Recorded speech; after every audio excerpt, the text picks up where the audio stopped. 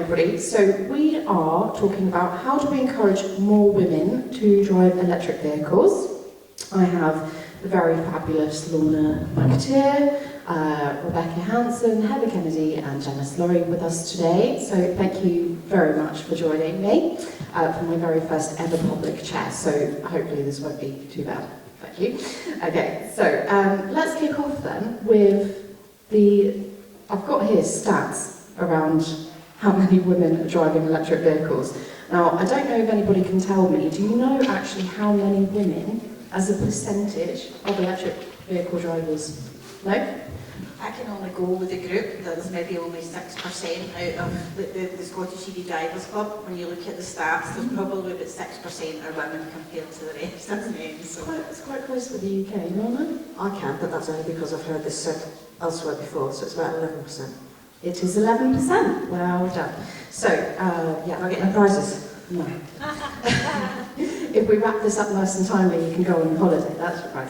So 11% of the EV drivers are women. Now, why do we think that fewer women are driving EVs than men? If we start with you, Rebecca, what do you think is potentially the reason causing less women into electric vehicles? I think there's probably a lot of reasons that females are less likely to go grab an electric vehicle. I think some of it probably reflects on society's larger thing that a lot of the electric vehicles are purchased through company car schemes. A lot of them are through salary sacrifice schemes. And I think a lot of times it's male-dominated professions or male-dominated positions in those professions that were taking advantage of those schemes. So I think that weighed somewhat.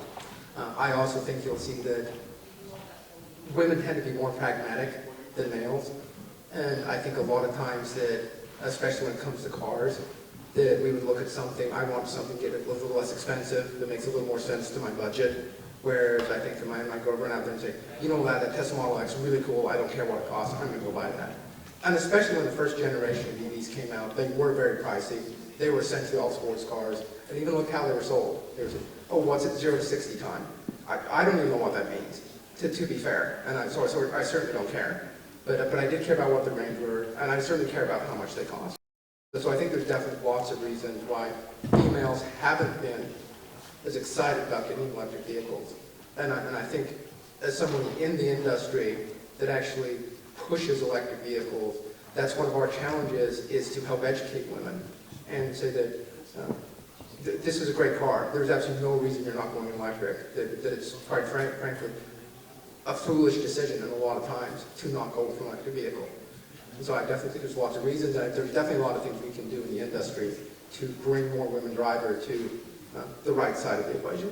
I think it's really interesting that you mentioned about profession there as well, because actually if we look at the boardroom, C-suite, it is a very male-dominated space, and these vehicles are expensive, therefore a lot of that budget is going to be allocated to the higher positions held in business, which are traditionally held by men. Lorna, I'm going to come to you because you have organised vehicles for every different level within a business for National Grid. It's a very big company. We've just been talking about the CEO's vehicle. So has there been, what's that process looked like for your female employees versus male employees, and what have their priorities and concerns been in that process? Well, I guess probably coming to me as well is I break the stereotypical mode. So I've got a house husband and I'm the breadwinner, and I'm in a non-traditional female role in terms of managing a utility fleet as well, and started in the heavy goods side of it, not cars. In answer to your question, I don't know, which is good news.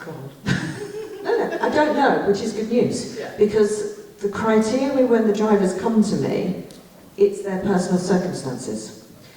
The one thing that does stereotypically stand out, though, is whether the female employee still has to do the school runs or not. And then that changes the criteria for the vehicle. And what we've noticed, we don't ask the questions, they literally just come, they pick their vehicles, they go through it. It's the entire scheme. That's why I don't know the answer, because I don't know, out of all my drivers out there, I've never sat there and worked out, well, how many are female and how many are male. Haven't got a clue. There's just over 1,000 electric vehicle company car drivers.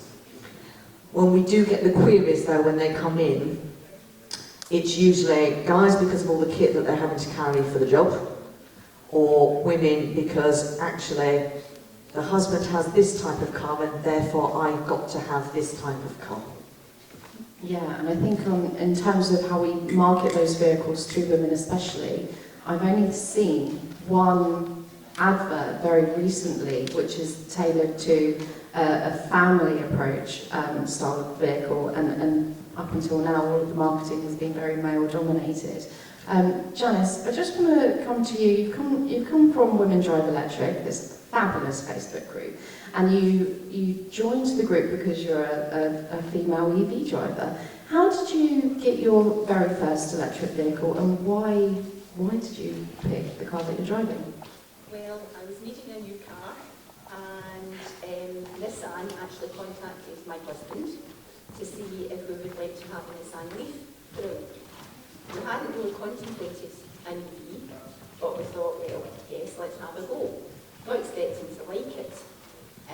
Absolutely fell in love with it. Realised as my car, as I'm retired, I live 10 miles south of Fort William, so for my daily commute into town or whatever, it was absolutely perfect.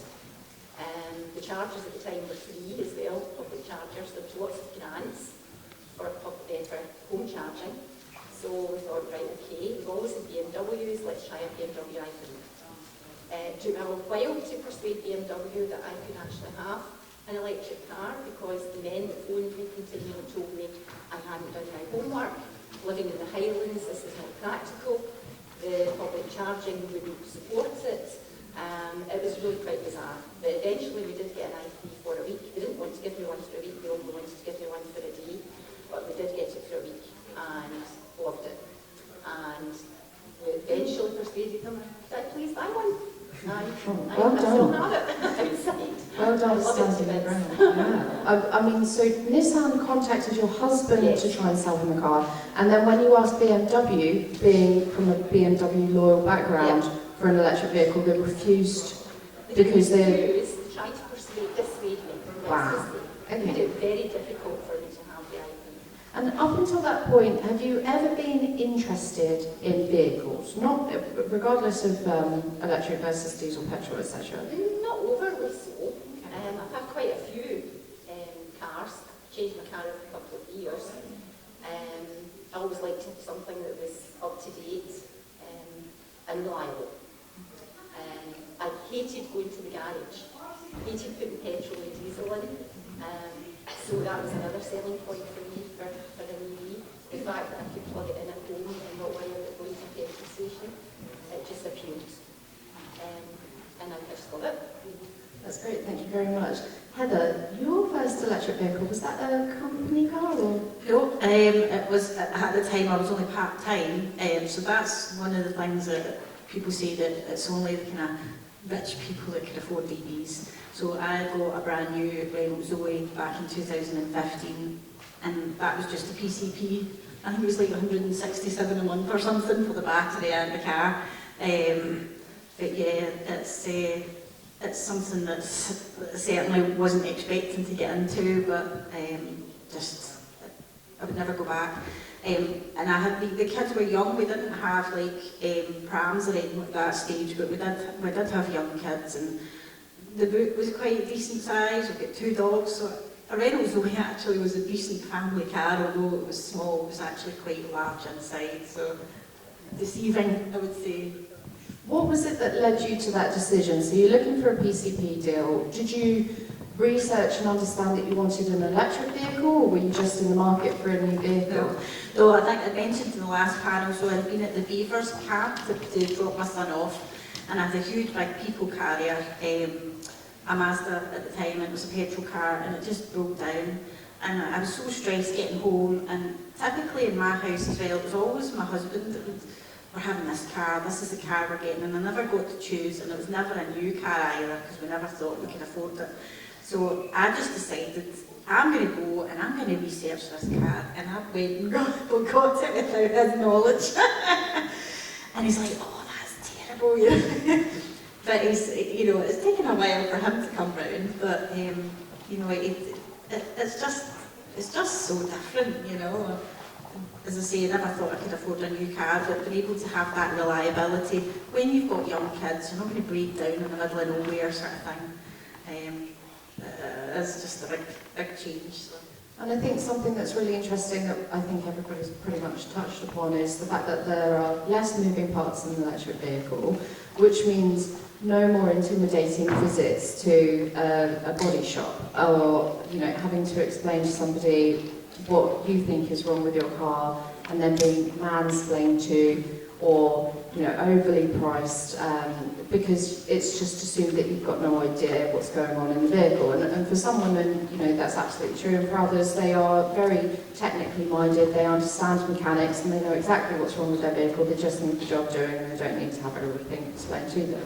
I personally always took someone with me when I would go to a body shop to have anything done to my vehicle. I have never had to have anything done to any of the electric vehicles that I've driven, so that's one less unpleasant trip for me to deal with. What is it about that sort of culture? Do you think that maybe the fact that electric vehicles are essentially cleaner, they've got these less moving parts in them, is that a benefit that we're not talking about enough in order to bring more women into electric driving? Absolutely. I think the problem we've got is not women in electric vehicles, it's people in electric vehicles. And what we've got is the same problem we've always had. The salesmen only know one way of selling the vehicle, and I did say salesmen, although there are women out there. I will correct myself. Whoever that person is selling that vehicle doesn't know how to sell it. And as you already mentioned with TV adverts, it's very much about the 0 to 60s or the different types of, and as much as they're trying to change that attitude, it's still how you do it, which then takes us into, you're absolutely right, electric vehicles are very different, and therefore some of the benefits are very different to people, whether you're male or female, whether you're retired, whether you're a youngster getting your first ever car.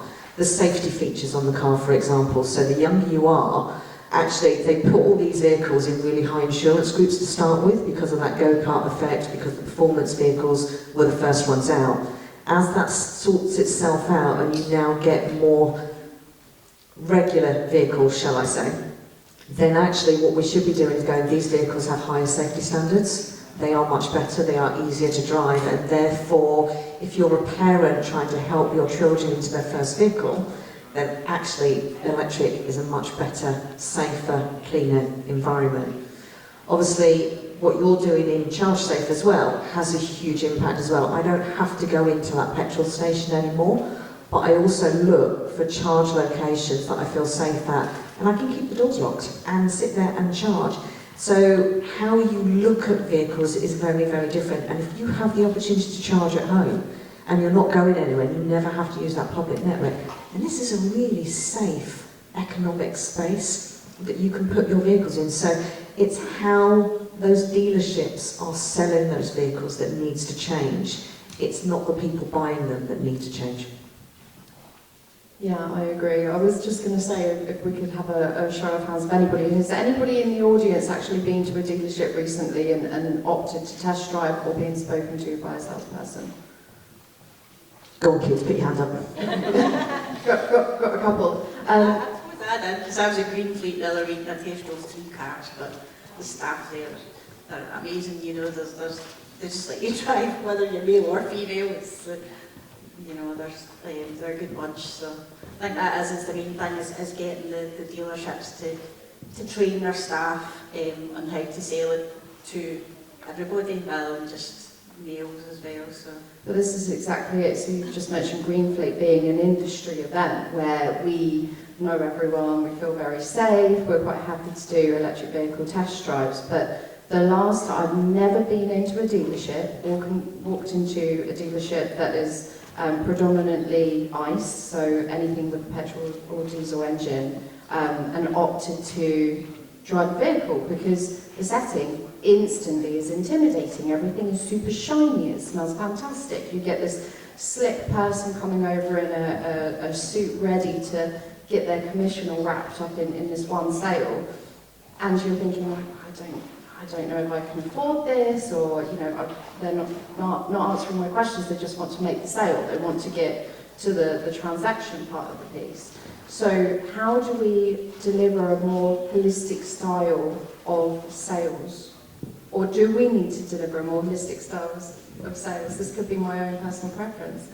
So that's one thing my organization does, is we actually focus on working with people directly so that we can, one, understand their individual needs, that we don't put everybody in the same basket because everybody has different needs for transportation. And I want to go back to something Janice mentioned, that when walking into a dealership and the BMW dealer tried to convince her not to buy an electric car because how evil and bad they are. I've had that experience any number of times. I used to be part of a presentation I would do, that if you walked into an ICE dealer, they're not being evil, they're trying to sell what they have on the lot.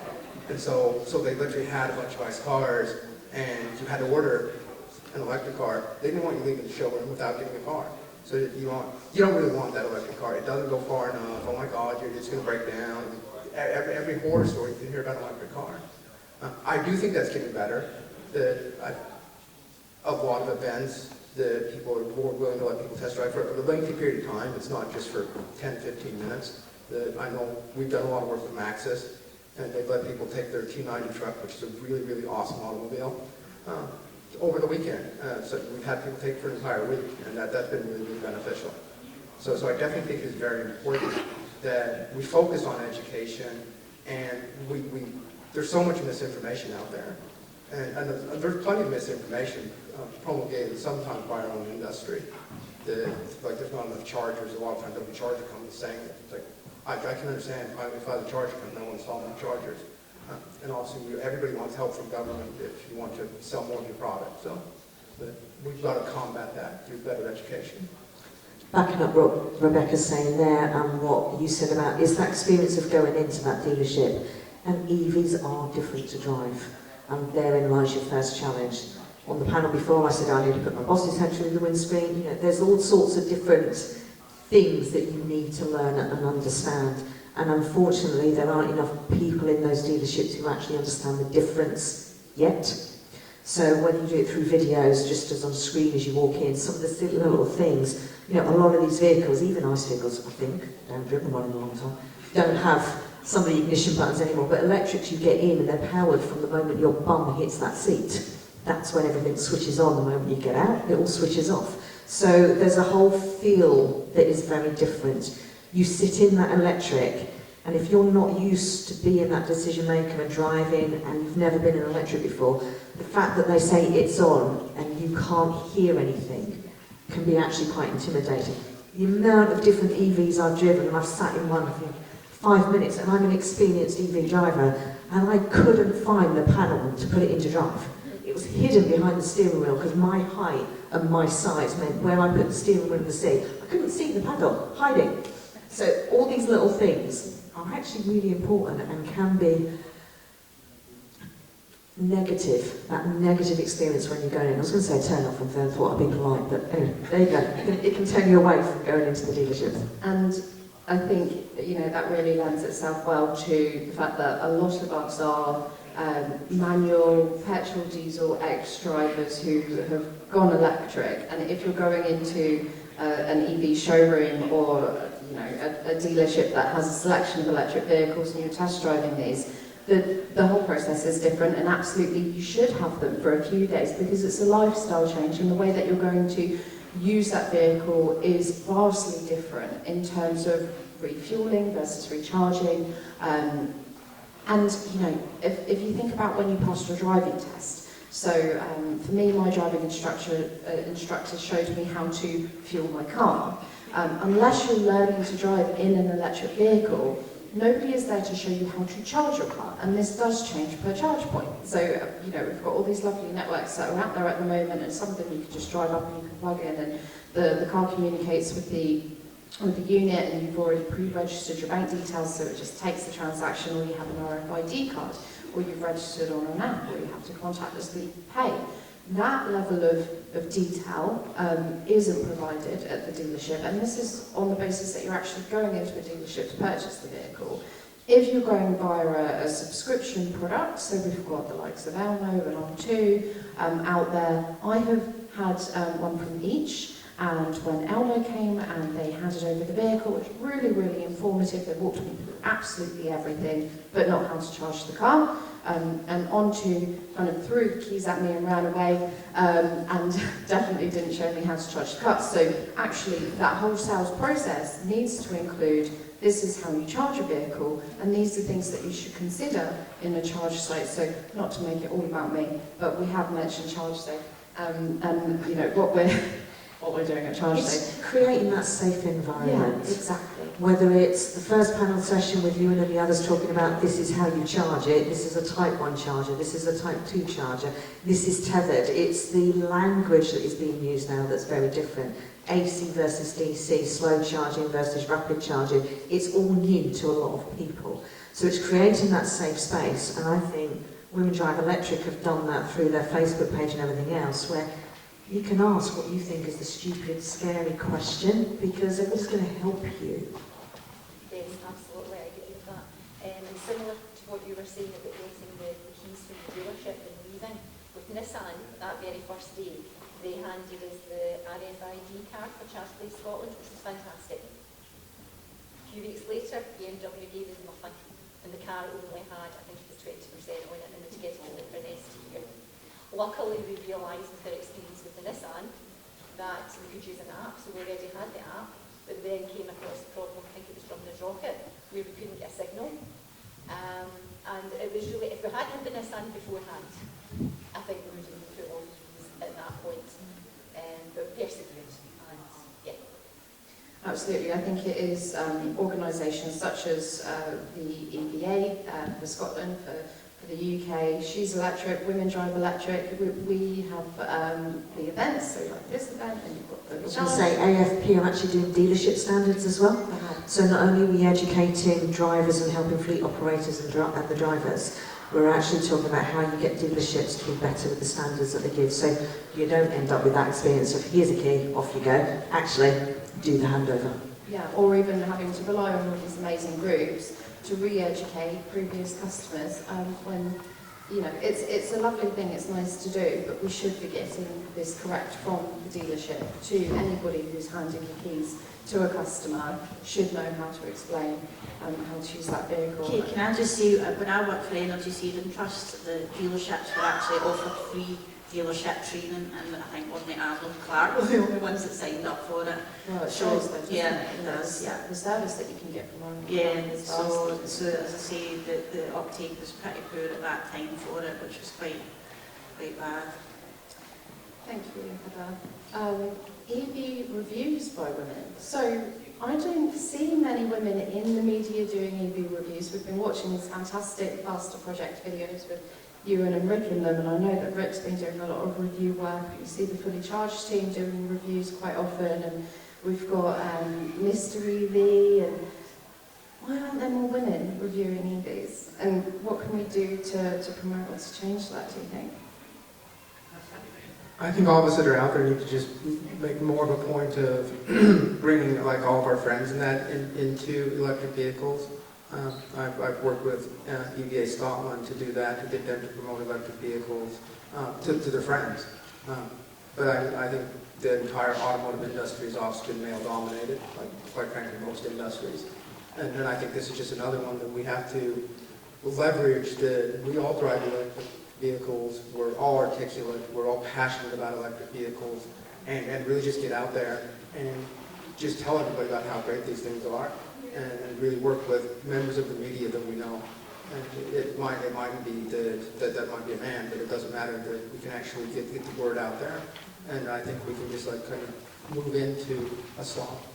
Visibility and representation absolutely matter, and I think it's down to us, unfortunately, it will be down to us to have the confidence to call out these behaviours as and when we see them. So at the British Motor Show very recently, I was at a networking breakfast with George from Women Drive Electric and a couple of other lovely women from the industry, and somebody actually stood up and was giving a speech about, you know, how not all of the awards were to be given to women who were pioneering in innovation in the industry, and that they wish they had had a woman who had come along to the event to talk, but she had let them down because she was on holiday with her children, and I couldn't actually believe it. So I was literally sat there, took out my phone, sent a WhatsApp to the event organiser saying, if you want me to get up and say something, I will. Like, it's fine. We can be represented. We're not all on holiday with our children. I would love to know what that woman's husband was doing that week, if he was sunning himself or being a babysitter for said children. So it's important that we have the confidence to stand up, take a stand and say, make sure we're included. And I've got to say, Euan's done a fantastic job with this event. Approached me to chair this, asked who I would like to have on the panel, which was fantastic, was incredibly inclusive and mindful of the fact that if we're going to be talking about women driving electric, that we really do just need to have that representation. No, I was just going to chip in and say, but as I touched on, it's young people driving. It's the whole, you and I do an awful lot on mobility side of things as well, as in anyone who needs a modification to a vehicle or to drive the vehicle differently or who's in a wheelchair and needs to get in a vehicle. All of these voices, wherever they are underrepresented when it comes to reviews, because the industry is used to doing reviews on 0 to 60, whether you can get the golf clubs in the boot, whereas now we're probably talking about whether you can get a double buggy in the boot, at least I used to. It's how you do that side of it. So I think every one of these voices is underrepresented when it comes to reviews. Probably because it's not like clickbait, it doesn't get enough of the response. So it's just how we can do it in other ways to represent everybody and all the differences in those vehicles that are needed. Yeah, I couldn't agree more. Janice, you're 4 years into electric vehicle driving now? 2016. Oh, well, so 7 years. That's incredible. And you're still with the same vehicle that you... That's brilliant. Okay. And that's brilliant. Okay, so you were always getting the latest, and then you went electric, and you don't replace it at all. Well, they're not making them anymore. I'm keeping it. That's a very good argument for that. And in terms of public charging, do you tend to go out and charge on your own, or do you charge at home? And when you are out charging, is there anything specific that you look for at a charge site that will determine whether you use it or not, or how long you stay with that charger? I haven't actually used public chargers that much. As I say, to me, one of the main advantages is I can charge at home. Up here in Fort William, I would use these ones when they didn't cost anything, they were fantastic. If I go to Oban chargers there, perhaps charge there. We have made a couple of journeys to my family in Aberdeen. That was a bit daunting, we had 2 big dogs. So our room car is what we used to use to get to Aberdeen, but we were in the process of changing it, we didn't have it. So my lottery car, 2 golden retrievers, back seats down, they fitted in okay, and we stopped at Kingersey, where we always stopped to walk them anyway, and we charged here. And then again, we just used the house at Aberdeen because our son had 2 electric cars as well, so we have a charge through. So it works pretty well. But that's not really very much we have to. That's our journeys, basically. Heather, you can tell me about your charging experience. You've had so many. You've had such a variety. Heather's in a WhatsApp group that I have, and I've been woken up by messages from Heather, unsure how to unplug, make it work. Your at-home charging has caused you some considerable pain, that you actually had to go to public chargers in order to get enough juice to get on the road. So Careful asking Heather all this, she might put everybody off. But it's interesting because we're at a really critical stage of EV adoption now, where we have such a great opportunity to fit all of these little things that can just be tweaked right now in order to make it super easy for the masses to come in. So it is interesting. And Heather, when you look to charge, what do you look for in a charge site? What do you? If this was Tinder and you had to swipe right, what would make you swipe right? So, obviously I have got the home charger. I had a few issues in the winter there when it was -6 and it stopped working, but that's now resolved. But yeah, so I suppose I do charge quite a lot on the road because my job now I have to travel the whole of Scotland and Northern Ireland I cover as well. So a lot of this, I have charged in a few places though that at, I think I told you once about Blackpool, at a chance there it was at night, and it was a Vets. There was no lights at all, but it was the only rapid charger that worked. And I sat in that car, and I was like, just so scared, you know, in there on my own, just, and I thought, how long is this going to take? I just want to get away. But yeah, so things like, you know, next to facilities, make sure there's lighting at night, not in the far-flung corner of a car park that, you know, you're scared somebody's going to break in and steal you. You can't let anybody steal you. I know. that would be really So upsetting. scare them off. Exactly. So yeah, really well lit, nice facilities, being visible to other road users, super important, and all things that we look for at ChargeSafe. Thank you so much, Donna.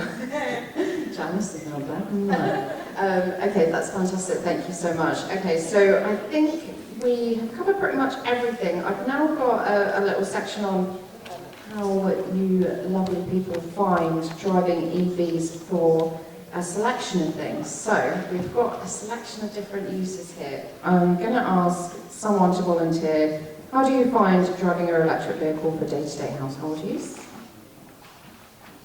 Dodo. It's super boring, isn't it? It's like, yeah, it's really easy. That's not clickbait. Okay, for business travel? Easy. So boring. Yeah. For fleets? Well, Which vehicle? All of them. oh, yeah. Fine. So boring.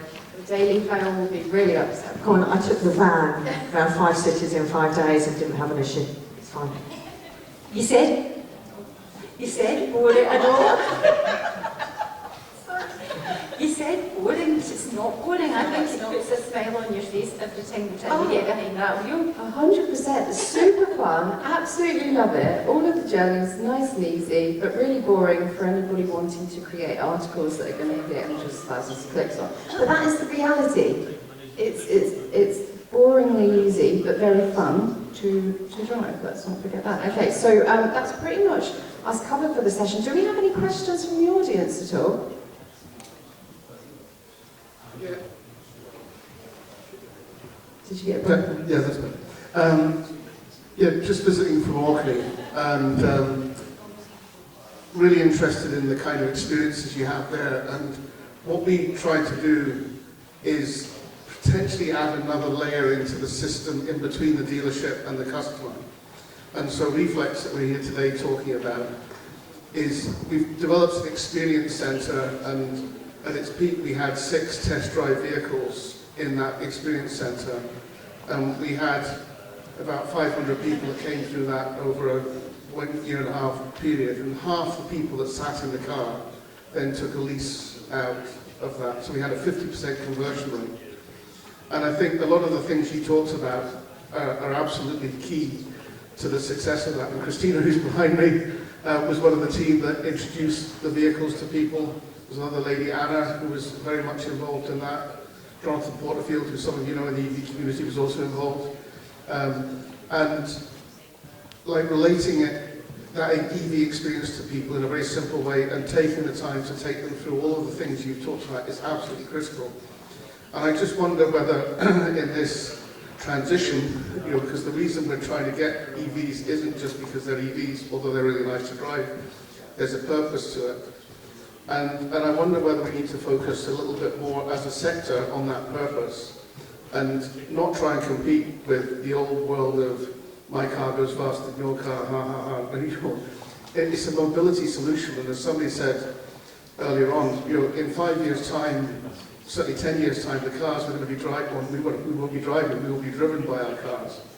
So this is really the tiptoeing first steps of a huge transition, and I just wonder how we embrace the breadth and the scale of that transition and don't end up falling back to trying to compete with the old world, because that's gone. And I just wonder what people think, you ladies think about that as a... I think you're absolutely right, and I think it's happening, whether we realise it or not. So why were the first EVs all the performance ones? And that's because of those of us that drove those really early ones were competing against the press and the media and the image of the milk float. So to get rid of that milk float image, you do the fast performance cars. And we're there, because none of that milk float comes into the press anymore these days, so we have managed to transition through that early stage. So I think you're absolutely right, all of it is a transition, and you just move with each bit. So each time there is a marketing campaign, it's to get rid of whatever the latest piece is. So we had all these vehicles don't go far enough. Well, now we've got the bigger range vehicles, and they do. We're now into, but there's a reliability issue on the chargers, so now we're doing stuff on that. And then, absolutely, I think we'll move into the cleaner air, the reason we're doing it again. We'll get back to the normal stuff, so totally agree. We're marketing for different reasons now, and we can't lose sight of that clean air and what we're doing in the first place. Yeah, I definitely agree with that. That entire thought process is that we have to look for new ways to do things, that we can't be tied to how things were done in the past. And I think there's a lot of occasions where we still do try to do things the same old way. And especially the process of buying a car. I think buying a car is going to be very different 10 years from now. Tesla does a completely different way of buying a car. You do not walk into a Tesla dealership. You walk into a center where they'll let you order a car. All of the manufacturers are moving to that model. The era of going into the forecourt to get a car is over. Dealerships, the auto parts of the world, are going to have to change. A large part of their profit comes from service contracts. You don't service EVs. The things will literally run forever, and you have to put very little effort into them. I do get somewhat frustrated in some of the manufacturers still mandate service contracts to keep your warranty. It's ridiculous. I had somebody phone me up a couple of weeks ago and say the car needed service. And they're asking, what are you going to service at 9,000 miles? There's absolutely nothing that automobile needs. Well, it's to keep the warranty good. I mean, that needs to change. I mean, whether the government has to act to regulate it, you can't put ridiculous restrictions on warranties, or just as a populace, we rebel and say, no, we're not going to accept that. But things most definitely have to change, and we definitely need to keep moving forward. Absolutely, thank you very much. I think what we're doing is such a huge shift that so many different behaviours have got to change. So whether it's looking at the dealership or looking at servicing and how we address the way that we sell the vehicles, and there's so many businesses that stand to lose profit as a result of more electric vehicles on the roads, that yes, we are getting so much pushback and toxicity on social media platforms. There's this whole perception around electric vehicles not being masculine enough, and this is why the performance cars came in the very There's nothing beginning. more I like than sitting at the traffic lights. And my kids sitting behind me going, put your foot down, Mum, and then just burning that car that's there going, 100% agree. That is one of the very first things that I did when I got my I Kona. love to save my dust, but there's nothing that comes out the back. I love it, I love it, I love it. Great, thank you. Great question. Has anybody else got any questions? Oh, yeah, hi Bob. Hi. Someone give the man a mic. Hello. It's taxi man. I'm loading up about it anyway. So. Kate. Taxi man. Oh, I can hear something. Bob's lips are moving, but I don't think the sound's coming from it. Hi. Probably a different voice as well, actually. So yeah, Dave from National Private Highway Taxi Association again. It's interesting that you're referring to women. We work with many females down at Bijou in Cardiff. They're expanded now into North Yorkshire, South Yorkshire, West Yorkshire, various other places. We also work with Rachel Dale, who is working at government level with our support for females in the fleet. And there is another one for Claire Welsh from Wellman Cars. She's very, very proactive towards EVs and again expanding the females in the fleet. So it's very much something that we are actively working with and very much support you on. The other thing that you mentioned is how manufacturers need to change. Manufacturers need to keep up with what the trade and the industry needs as a whole. One of the things that we've realised and noticed over the last couple of years as we've moved from hybrid to plug-in hybrid and then onto electric is there are a couple of issues. Number one, for a plug-in hybrid user, you lose a heck of a lot of boot space. That is a direct breach of the Disabled Persons Act of 2022, which stipulated that you must have the room to fold up a wheelchair and transport somebody that's a wheelchair user. With electric vehicles, the batteries tends to be underslung. So if you want to have a wheelchair accessible vehicle, you can't. Because the battery is underneath the floor, that creates a no drill zone, so you cannot convert that vehicle. So the industry, the manufacturers, they need to work with the consumer. They need to work with and keep up with legislation, exactly the same as you said. There's nothing to service. Why are you servicing what would have been an oil and filter and air filter change when you have no oil, you have no engine? What are they talking about? They need to catch up. If they want us to take it up, they need to catch up with us and keep up with us as well. I fully support you. I totally agree with all that, and I think one of the things we need to remember, this is a transition and not a cliff edge, and we get it. And we're moving out of niche users now into mass. And when you move into mass adoption, you come into all of those nuances that you didn't have to worry about before. So manufacturers have gone for what they can get out there as quickly as they can, get their margin, get their return on investment, because changing to different fuel types is not cheap. Now we need to persuade them, this bit has to change. That piece of legislation is actually prohibitive. I know you were talking taxes on the other group as well. There's a load of things that stops ride sharing and private hire companies, and actually that legislation needs to be looked at. Simple stuff that Treasury have needs to be looked at because it's actually prohibitive when it comes to pool cars and sharing vehicles as well. So there's a lot out there that's actually coming forward. And what's been great with a lot of these events that I've done over the years is government people are coming forward and listening now. We work closely with the mobility groups, the manufacturers are starting to pay attention, and the penalties are now starting to come in.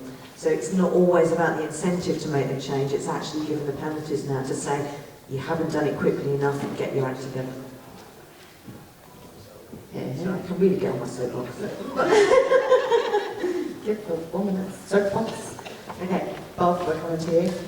There we go. It's definitely Bob talking now. Thank you for your contribution. So, yeah. One of the things that's quite sort of interesting is the amount of unconscious bias in the industry. And I would like to apologise for using the term granny charger earlier on. Sorry, I did tell you off earlier. Yeah, I know. But yeah, it's certainly one of these things that the industry could do with changing. But if you look back to the first golden age of EVs, way back in the 1900s, so this is, thankfully before my time.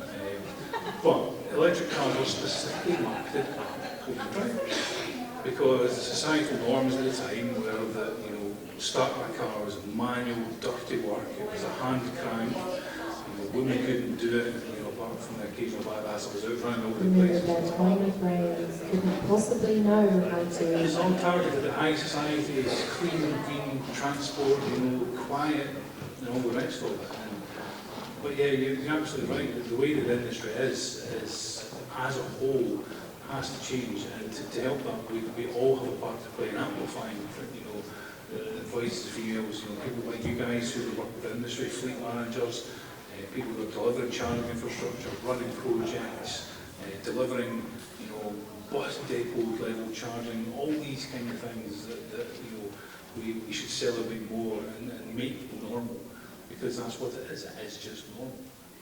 Thank you, Bob. And I'm glad that you bring that up because I've listened to this podcast before and it was talking about, the very first cars and they were electric, and Edison had done this deal with Ford and he was providing Ford with these batteries, but the batteries were shockingly bad, no pun intended, so that Ford actually just ended up leaving battery electric vehicles behind because the quality of the battery wasn't good enough, and they'd done an exclusivity deal with Edison, so he had to go somewhere else, and then we found oil, and that was super cheap, and they found a way to rework the cars, so it was very unfortunate, but absolutely it was much more of a feminine thing to drive what was a battery vehicle at the time, because the men would go out and they'd get their hands dirty and they'd be using the choke and this, and women weren't trusted with such a complex thing as starting a car,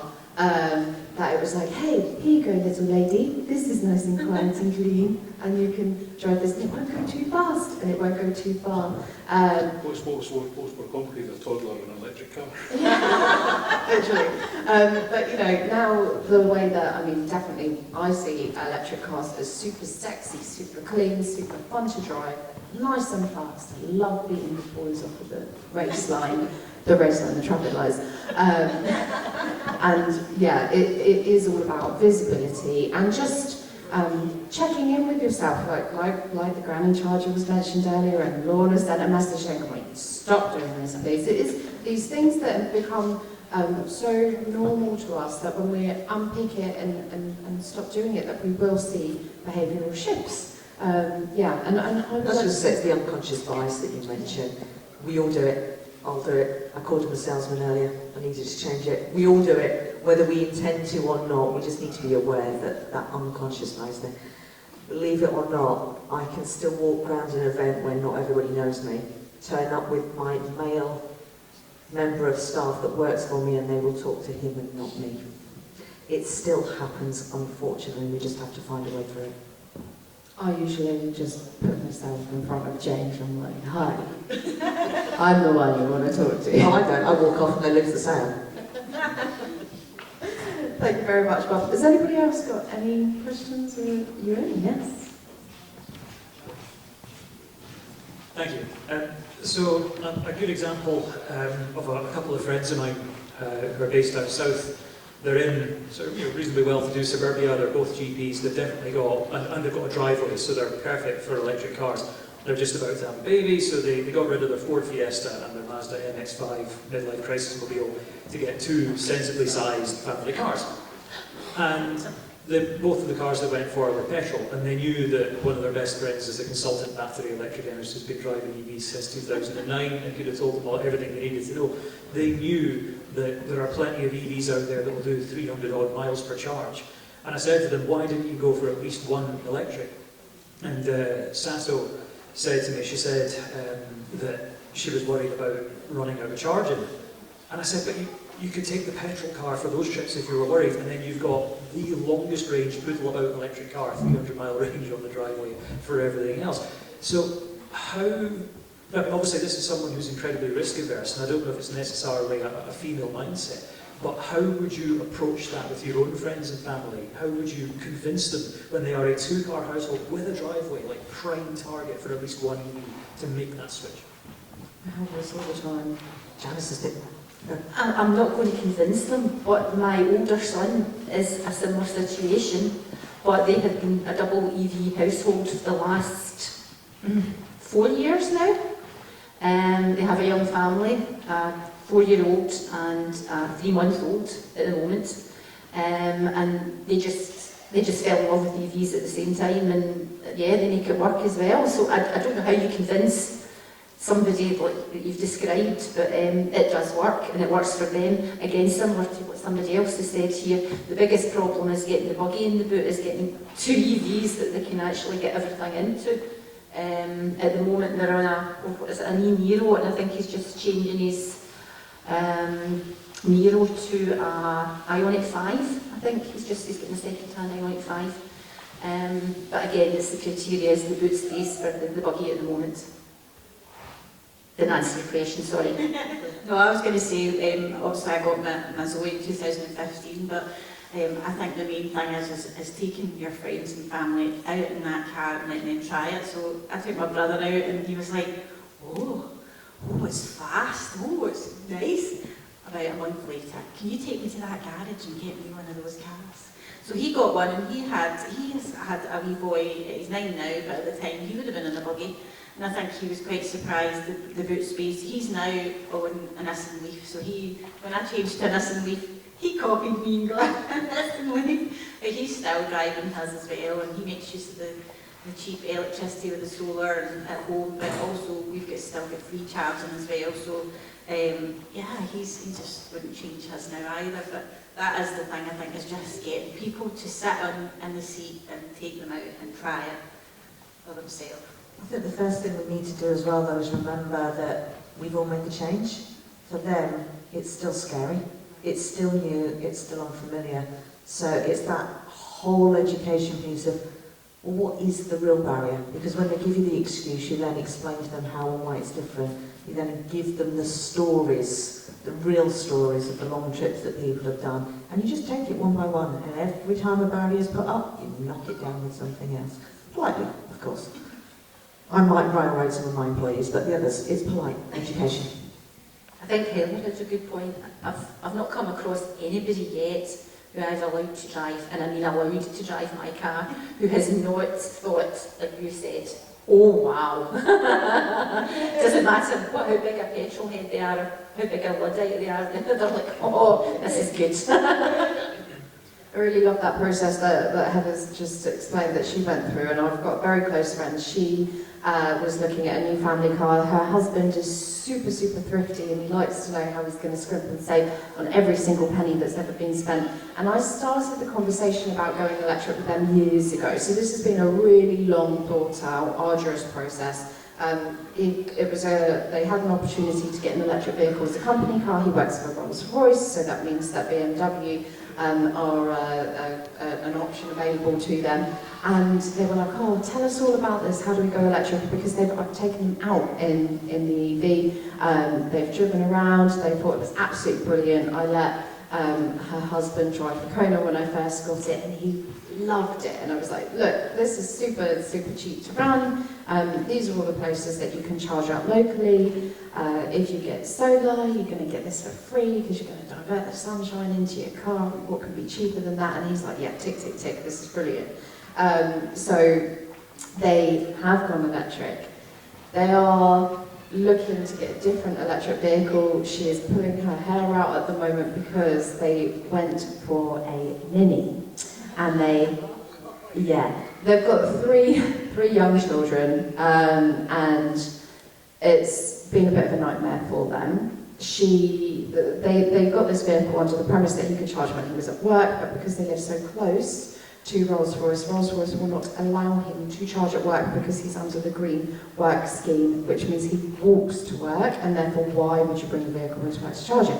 And there have been arguments that have gone on with HR because actually, they're not allowed to install a charger at their rental property because this is life, and not every 30-something-year-old has a mortgage right now, which is their reality. And so she went off and got the BP charge card, and she's reliant on BP infrastructure locally, which is very interesting. But yeah, it's a 35-kilowatt battery. It's tiny, it's great for inner city travel, but she is doing the school run twice a day. And then if she wants to go off and do something during the middle of the day, it has to include a charge stop. So I really wish I'd just gone that little bit extra with her and explained about battery sizes and what that means for range, but she doesn't get range anxiety. She's just annoyed that she has to stop and charge so regularly because of her use of the vehicle. So it's kind of like that whole, yes, we need to do more to help people get to that destination. That electric is a great solution for them, but how do we ensure that they're getting the right vehicle to suit their purpose? It's my old mantra, right vehicle, right job. Right time, right fuel time. Good. All right, I think that's pretty much it for the session. So thank you very much, everybody. And we're up at how long? Basically, no. Now. 5-10 minutes, and then we'll... Just going to grab a coffee and we'll be back for the accessibility panel.